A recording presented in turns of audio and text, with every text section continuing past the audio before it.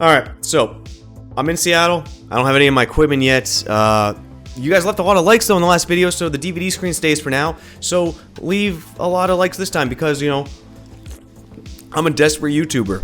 And I will die for your attention. Much love. Let's get this video started. Opinions are my own. Valve, are you in or are you out, huh? Because people are scared and we need you. Valve made arguably the best consumer PC VR headset with the Valve Index that released back in 2019 before a certain thing was even around, but since then, in typical Valve fashion, things have been pretty silent.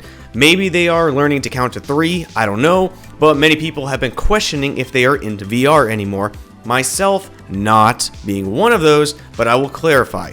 This comes from a shift from what the PC VR and Half-Life Alyx whole enterprise could have been. It's definitely become a more mobile, dominant platform now. Tyler McVicker has long been signaling possible Valve intentions, but lately talks of Valve being disorganized, losing VR interest, etc. are all popping up way more than they should, and Tyler has led a lot of speculation on Valve initiatives, but Valve actually did clap back a little, saying, "It's good to view Valve News Network content creator Tyler McVicker's coverage with a healthy dose of skepticism. We think it's important to reiterate that while Tyler is a passionate gamer, he has no inside information about what goes on at Valve. As you know, any important announcements on projects that we are or aren't working on will come directly from us." However, fresh off the heels of this was probably something not supposed to be recorded, this verbal statement from Gabe himself. It's super valuable. You know, we're making big investments in new headsets and games for those application categories, but also looking further down the road and saying, what does that evolve into? That's the story. That's where we are. Valve's being silent. They always will be silent. That's who they are. I'd like to know your thought. Here's the question. Is Valve out of VR? Do you think they're really bought in? Do you think Half-Life Alyx and the state of PC VR really hurt their whole enterprise ambitions for it? Or are they just as interested in it as they were before, but silent? My personal opinion, they're not going anywhere. They're obviously very interested in doing Steam Deck right now. That's what they're working on. However, they wouldn't be putting so much money into the patents and ideas that they're investigating, and Gabe wouldn't be saying the things he is saying if they didn't have some type of want to be in VR. So we're gonna have to do what we always do with Valve. Shut the fuck up and be very patient. Deca Gear is Deca dead. Kind of, but I'm not spending a lot of time here, so this is gonna be super quick. You get what you get. Deca Gear, for those who don't know, was a headset promised, and Deca Gear 1 was built with VR Chat, Pavlov VR, Star Trek Bridge Crew, you know, these multiplayer games that they had in mind. With technologies like facial tracking, pressure-sensitive controllers with all finger tracking and hip-based navigation, and you get this deeper presence in VR with a wider range of expressiveness when playing with others. In fact, though, most of what we saw as a looking like a near-finished product was unfortunately, seemingly, mostly pre-rendered footage, so that sucks. This blew up when a Deca Gear team member, who will remain unnamed, let everyone know of current issues happening internally that prompted many to exit the company. In fact, they have pivoted apparently from hardware, like the Deca Gear, back to a mix of software, NFT, casino type games. I just don't know, guys. It's kind of a mess, and I'm not going to speculate too much on it, but that's kind of the story buttoned up quickly. If you pre-order the Deca Gear, like I did, it's likely over and done with.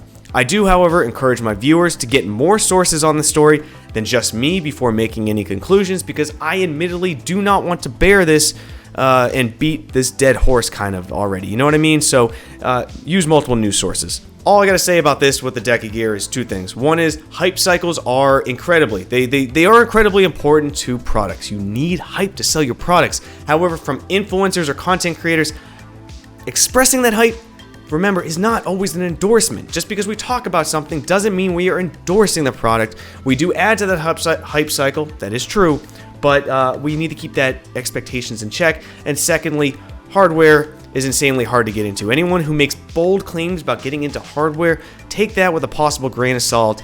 Deca Gear, best of luck to your ventures. If you do go back to a headset, I'm still going to listen and I'll talk about it. Doesn't mean an endorsement, but I'll talk about it. This will be the only Oculus story here. A video max is, you guessed it, Oculus Quest 2 Update 35. Now, I'm not going to go over all the new items, just what I like personally the most. Link for the full update will be in the video description. This is just super quick because I need your clicky, click, click damn algorithms. Give them to me. You belong to me. These come from Oculus directly and start rolling out already since November 30th.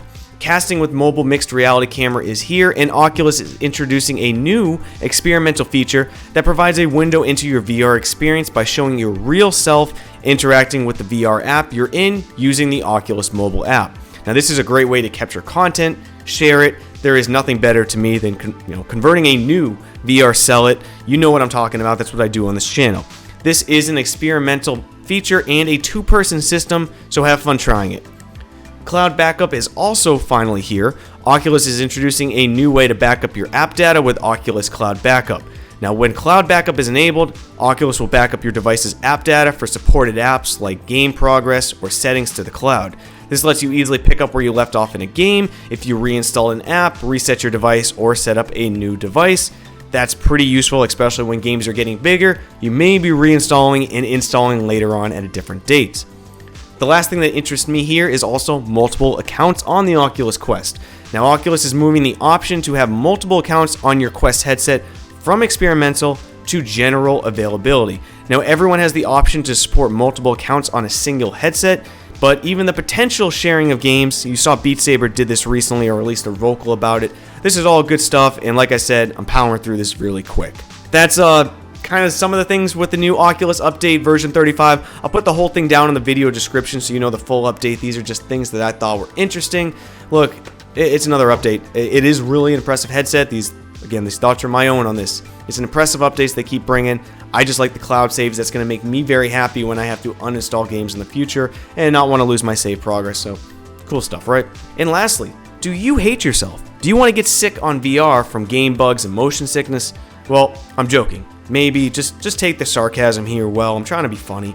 VR modder Luke Ross says he's working on a Cyberpunk VR mod that may be out actually next month. Now, this comes from the same modder who brought us GTA 5 and Red Dead Redemption 2 mods that honestly, yeah, they got some issues, none of which really are Luke's fault at all, but they play pretty damn well and are a good time even though they do require a gamepad. Now, this mod surely is exciting. I, for one, will be trying it, but I make the joke that if there is any game that I am expecting bugs on bugs about with potentially motion sickness inducing levels of it, it's probably this one.